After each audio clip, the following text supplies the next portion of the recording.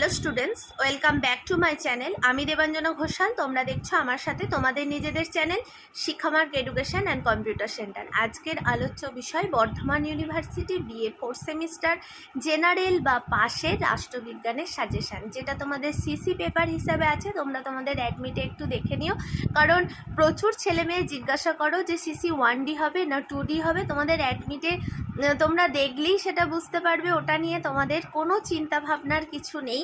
তোমরা শুধু তোমাদের টপিকটা দেখে নিও যে এই টপিকের মধ্যে তোমরা পড়ছো কিনা, কলেজে তোমরা ক্লাস করেছো তোমরা জানবে, এবং তোমরা যখন সাবজেক্ট চয়েস করেছো তখনও তোমরা জানবে। তাই তোমরা টপিকটা একটু দেখে নিও। ওই সিসি 1D না 2D সেটা নিয়ে চিন্তার কোনো কারণ নেই।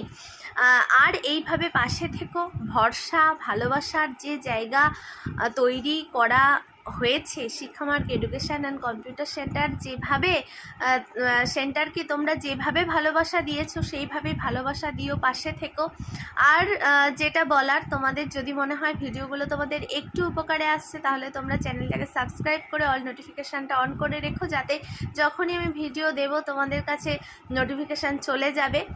আর তোমরা যারা যারা আমাদের সেন্টারে অ্যাডমিশন নিতে চাইছো 8609778925 এই নাম্বারে হোয়াটসঅ্যাপ করো। তোমাদের সমস্ত ডিটেলস বলে দেওয়া হবে। তোমরা যারা যারা নোট পারচেস করতে চাইছো তোমরা এই নাম্বারটা যেটা আমি বললাম 8609778925 এই নাম্বারে হোয়াটসঅ্যাপ করো। তোমাদের সমস্ত ডিটেলস বলে দেওয়া হবে। তাহলে চলো আজকের আলোচ্য বিষয়ে প্রবেশ করা যাক। আর তার আগে আমাদের সেন্টারে কি কি পড়ানো হয় সেটা বলা হয়নি। তো একাদশ দ্বাদশ বিএ অল সেমিস্টার কলা বিভাগের all subject major minor all subject পড়ানো হয়, এবং কম্পিউটার ও স্পোকেন ইংলিশ শেখানো হয়। তাই তোমরা যে কোনো সাবজেক্টে অনলাইনে হোক বা অফলাইনে হোক অ্যাডমিশন নিতে চাইলে তোমরা নিতে পারো। তাহলে চলো আজকের আলোচ্য বিষয়ে প্রবেশ করা যাক।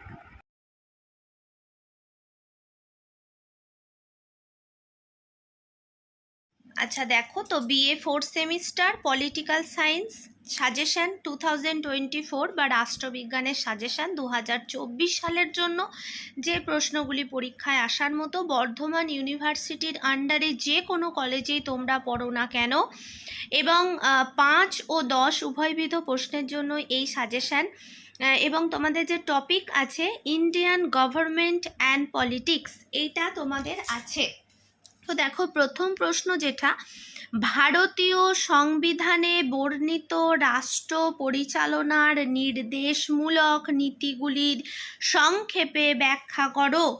2 নম্বরের প্রশ্ন, ভারতের সংবিধানের প্রস্তাবনায় উল্লিখিত লক্ষ্য ও উদ্দেশ্যগুলি ব্যাখ্যা করো।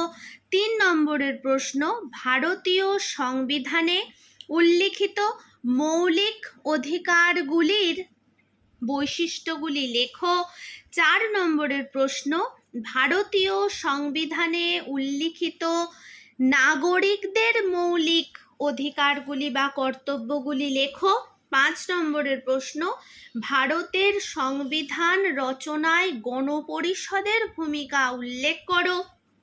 6 নম্বরের প্রশ্ন, ভারতের যুক্তরাষ্ট্রীয় ব্যবস্থার বৈশিষ্ট্যগুলি আলোচনা করো। তার সঙ্গে সঙ্গে ভারতীয় যুক্তরাষ্ট্রের কেন্দ্রীয় প্রবণতাগুলি আলোচনা করো। 7 নম্বরের প্রশ্ন, ভারতীয় পার্লামেন্টের কার্যাবলী সম্পর্কে সংক্ষেপে লেখো। 8 নম্বরের প্রশ্ন, লোকসভার স্পিকারের, এটা লোকসভার স্পিকারের কার্যাবলী, ক্ষমতা এবং পদমর্যাদা সম্বন্ধে যা জানো লেখো। সংসদের আইন প্রণয়ন পদ্ধতি বা বিল পাশের পদ্ধতিগুলি লেখো। 10 নম্বরের প্রশ্ন, ভারতের প্রধান ধর্মাধিকরণ বা সুপ্রিম কোর্ট এর গঠন ও ক্ষমতা লেখো। দেখো, এটা সুপ্রিম কোর্টও দিতে পারে বা দ্য হাইকোর্টও দিতে পারে, দুটোই তোমরা করে যেও। আচ্ছা, 11 নম্বরের প্রশ্ন, ভারতের যে কোনো রাজ্যের মুখ্যমন্ত্রীর ক্ষমতা ও কার্যাবলীর উপর একটি টিকা আলোচনা করো। 12 নম্বরের প্রশ্ন, ভারতের যে কোনো রাজ্যের রাজ্যপালের ক্ষমতা ও কার্যাবলীর উপর টিকা লেখো। 13 নম্বরের প্রশ্ন, ভারতের প্রধানমন্ত্রীর অথবা রাষ্ট্রপতির কার্যাবলী বা পদমর্যাদা সম্বন্ধে যা জানো লেখো। 14 নম্বরের প্রশ্ন, ভারতের দলীয় ব্যবস্থার প্রধান প্রধান বৈশিষ্ট্যগুলি লেখো। 15 নম্বরের প্রশ্ন, ভারতের নির্বাচন ব্যবস্থার সংস্কারের প্রয়োজনীয়তা সম্বন্ধে এবং নির্বাচন ব্যবস্থায় গৃহীত সংস্কার সমূহ সম্বন্ধে যা জানো লেখো। এবং 16 নম্বরের প্রশ্ন এবং শেষ প্রশ্ন তোমাদের, নির্বাচন কমিশনের নিরপেক্ষতা ও স্বাধীনতা রক্ষার উপায়গুলি সম্বন্ধে আলোচনা করো। অর্থাৎ তোমরা যারা যারা বিএ 4th সেমিস্টারে এই 2024 সালে পরীক্ষা দেবে, সম্ভবত তোমাদের পরীক্ষা আগস্টের 30 তারিখ থেকে শুরু হওয়ার কথা হচ্ছে। এই 16টা প্রশ্ন তোমরা খুব ভালো করে যেও। যারা সিসি পেপার হিসাবে, মেন পেপার হিসাবে পলিটিক্যাল সায়েন্স নিয়েছো তাদের জন্য এই প্রশ্নগুলি 5 এবং 10 উভয়বিধ প্রশ্নের জন্য খুবই গুরুত্বপূর্ণ। আমি আমার অফলাইন আর অনলাইন ব্যাচের ছেলেদেরকেও দিয়েছি, তাই তোমাদের সাথেও শেয়ার করে দিলাম। আর প্রত্যেকে ভালো থেকো, সুস্থ থেকো এবং এখন থেকে পরীক্ষার প্রস্তুতি নিতে থাকো। পরীক্ষাকে ভয় ভেবে নয়, জয় করার উদ্দেশ্যে এখন থেকে প্রস্তুতি নাও।